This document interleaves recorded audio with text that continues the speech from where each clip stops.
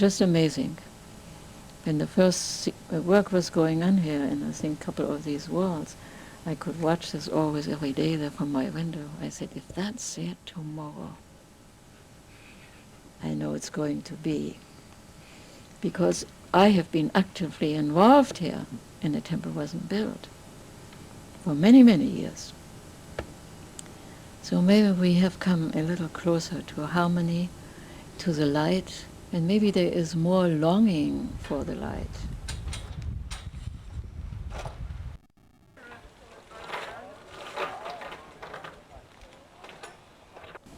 This is a great moment. That's all I can say here. It's a great moment. There were many phases in my life where I have gone through and said, well, maybe this temple will never be built, even so the foundation has been laid. But maybe it's only the temple on the inside. And maybe we don't need a temple on the outside. Even so, I recognized what a marvelous focal point that would be if there was an actual temple. And I think everybody here in the ashram, even those who may have left, follow other interests, have made an attempt to build the temple within themselves. And while they may wander around, going a bit what I call sightseeing in life, they will come back one day, because the light is very powerful. And I think many of you here have experienced that already. The light in the diamond, the light in the crystal. The pinpoint of light of the diamond, of the lotus on the base, how it travels up the spine, and all along the way, the levels of consciousness, because there are no visible chakras in the body. You wouldn't find them if you look. All the drawings are symbolic, expressing something that is very difficult to put into words. But then when that pinpoint of light comes to the top, it is bursting into a big light and bringing light, enlightening your entire brain. And that enlightenment is also in some way symbolic. It wipes out, the more you do it, many of your preconceived ideas and concepts. But you can't toy around with those ideas. You can say, well, I do it tomorrow, but I don't think I have to do it every day. Yes, because it takes a long time before you do any of those exercises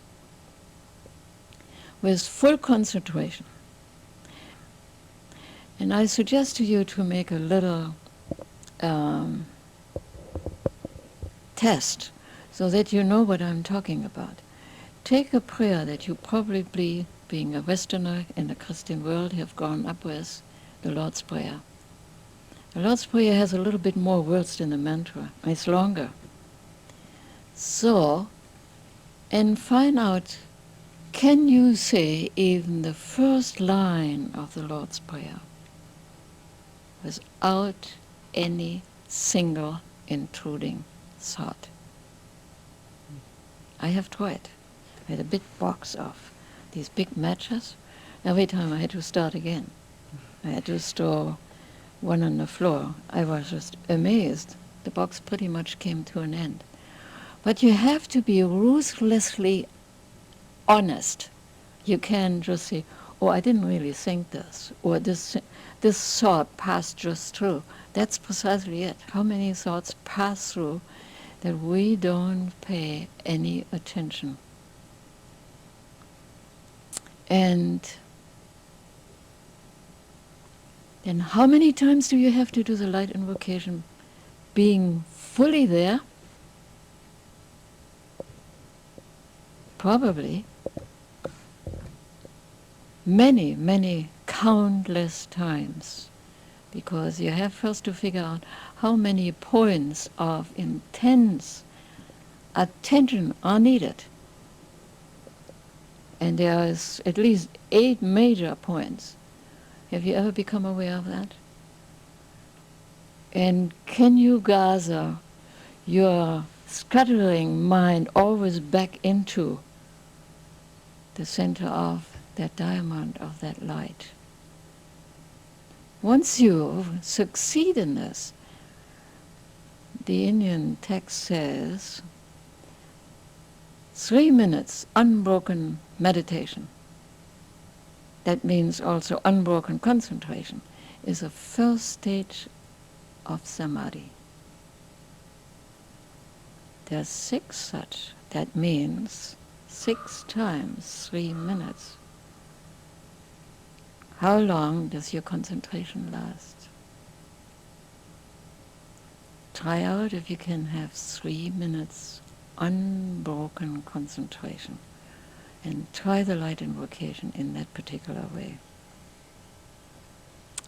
And I hope this is what will take place here in this temple.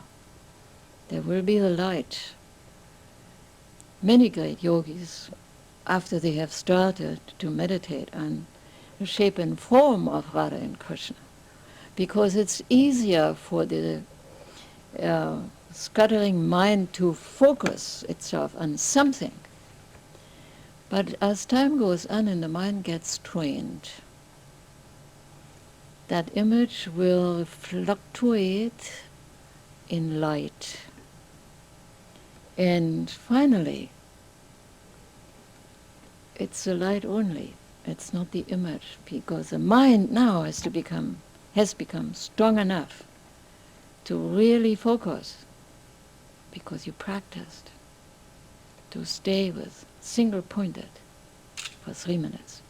Let us recognize the divine in each other. And if you do the light invocation, it should be quite easy to do this. You can see you are only in the light. The other one is in the light too. The divine in me salutes the divine in you. How can you fight if you do that? In your reflection in the evening, you have to remember you have not recognized the divine in the other person. Make an effort.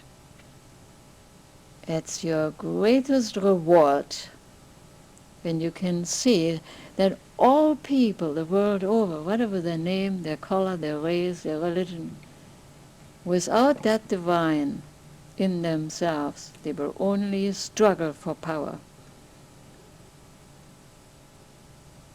And here we want to be together all in the light.